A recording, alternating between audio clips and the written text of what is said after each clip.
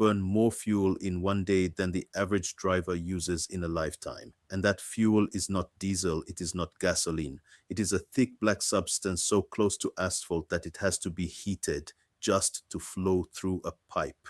The engine room of a modern cargo ship is one of the only places left on Earth where machines are deliberately fed the waste product of the oil industry.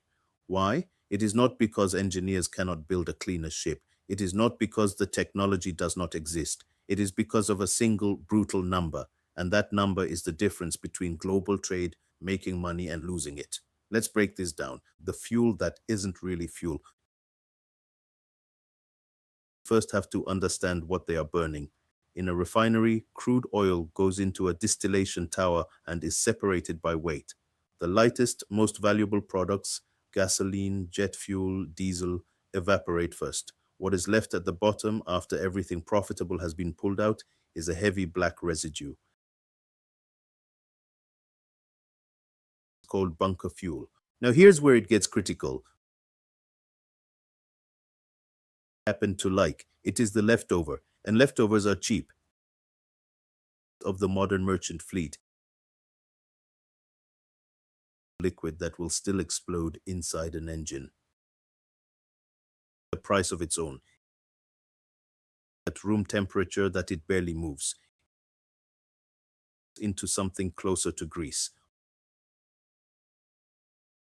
On a modern ship has to be heated constantly just to keep the fuel liquid enough to burn. And mixed into that sludge are tiny abrasive particles, aluminum and silicon, what marine engineers call cat fines, that slowly grind away at engine surfaces with every rotation. Economics of the cheapest liquid on Earth. Let's put numbers on the decision. On a large container ship, the 8,000 TEU vessels that carry most of the world's goods, the main engine burns somewhere around 225 tons of fuel every single day at full speed. 225 tons. A ton is roughly 1,000 liters. Now scale that against the price of fuel. Heavy fuel oil and its modern low sulfur replacement, VLSFO, sell for a fraction of what diesel sells for. Marine gas oil, the clean distillate, essentially the same stuff a truck burns, costs significantly more per ton. The result, switching one large container ship from between $60,000 and $80,000 to its running cost every day per ship.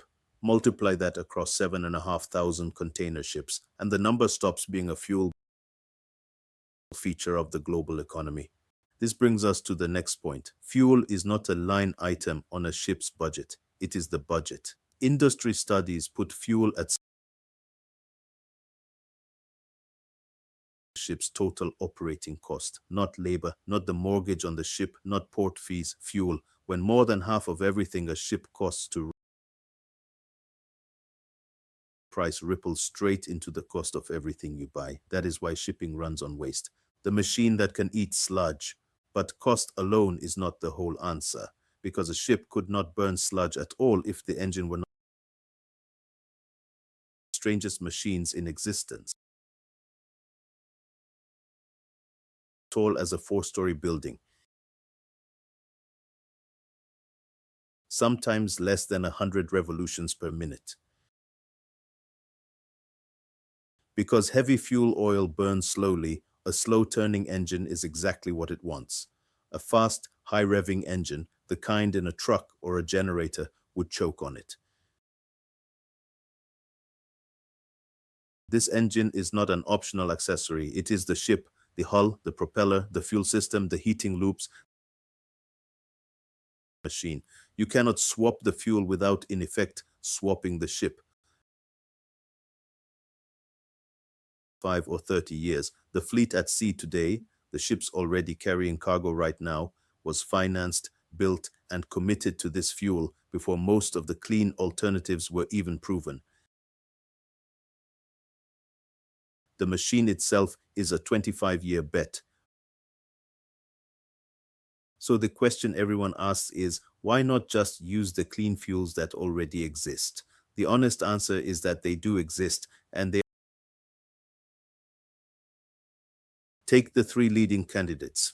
There is LNG, natural gas, chilled to minus 163 degrees and stored in cryogenic tanks.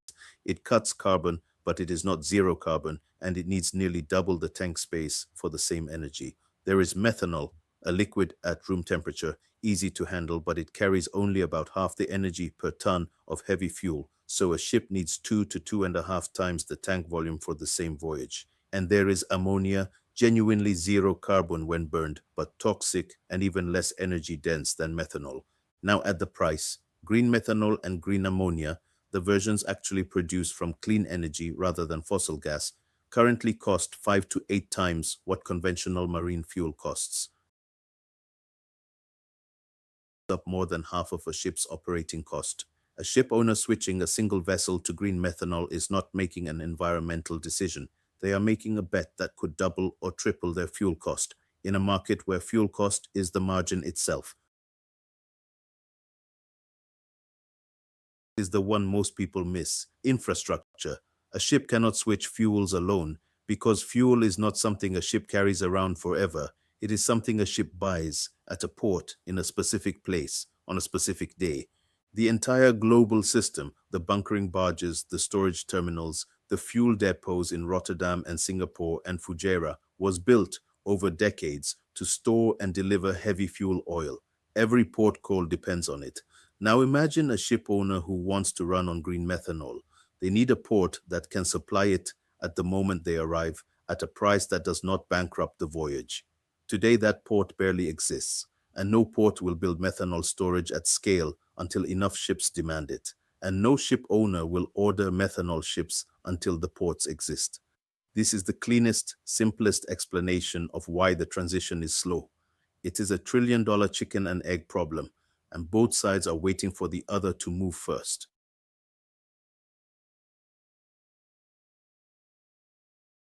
Today, run routes where the fuel can be guaranteed, and even then, the fuel travels further than the cargo to reach them. Green methanol produced in one corner of the world has to be shipped to the bunkering hub before it can be burned in a ship's engine. The clean fuel's first voyage is often dirtier and more expensive than the one it powers. The trading lens: who actually pays? Now, let's put this in the language of the market, because this is not an engineering story, it is a commodity story.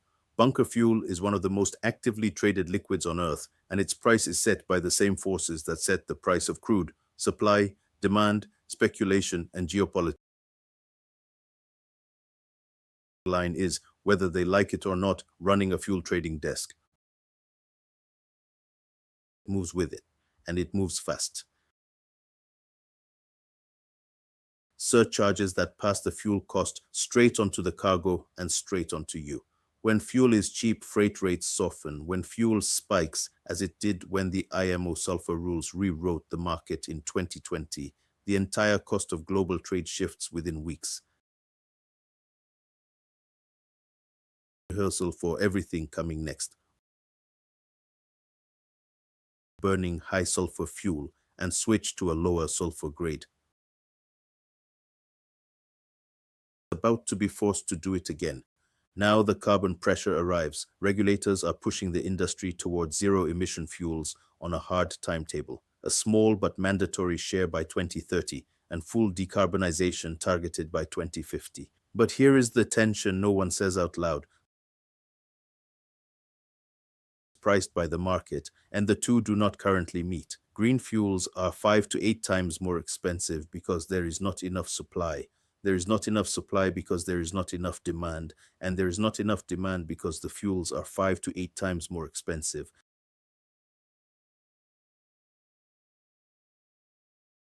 Switch to clean fuel, not because the industry is greedy, not because the engineers are lazy, but because three walls stand in the way at once: a machine that was built to burn waste for 25 years, an infrastructure system worth trillions that was built around that machine, and a price gap 5 to 8 times that no market participant can absorb alone. With a flip of a switch, it will happen the way every transition in shipping happens: slowly, then all at once, when the price of the clean fuel finally meets the price of the dirty one. The moment global trade changes forever. Watch the price of green methanol. It will tell you the future before the headlines do. If you work in shipping or energy, or you simply never realize what your delivery was burning to reach you, drop your thoughts in the comments, especially if you're in the industry. And if you want more on how the economics of global trade actually work, subscribe and turn on notifications. Vessel at a time.